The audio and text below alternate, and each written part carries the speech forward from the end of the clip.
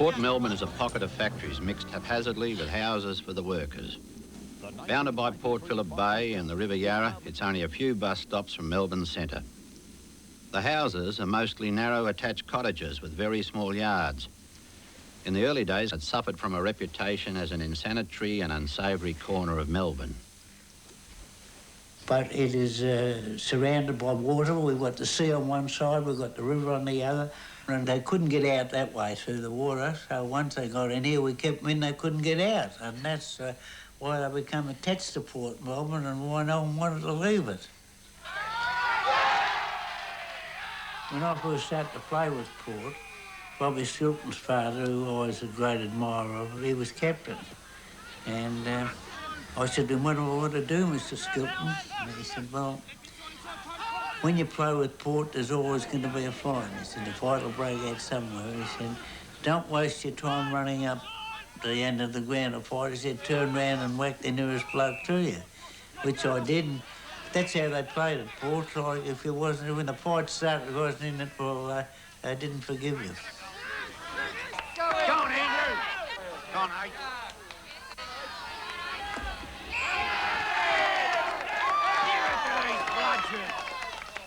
There wouldn't be a boy that played cricket or football in Port for 40 years that some way or other I didn't become involved with him, coaching them.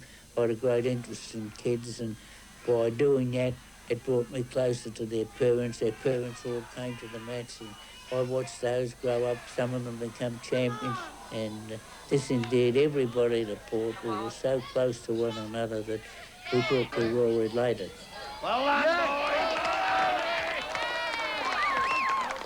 I remember a cheeky little kid named Barry Mitchell who became, he was a champion football, but he was a very good footballer, done a lot of coaching, and later seen that kid grow up and became mayor of the city. Oh, you know, our school days in Port Melbourne was pretty good. We always had, it was always the Catholics versus the Protos. And being Catholics, we weren't allowed to associate or play football or anything against Knott Street or Graham Street or any of those because they were Protestants. I was born in Children's Hospital but lived in Port Melbourne all my life. Incidentally, when I met Marlene, first met her down the beach down at Port Melbourne.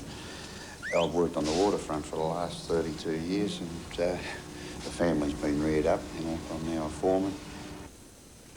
The shipping was such a big thing in Port Melbourne that you would go out and at the end of the street you see as many as 15 to 20 ships waiting out in the boat. Fires out a good hand pass. Lambert off and running, and the Tigers first into attack. Hogg in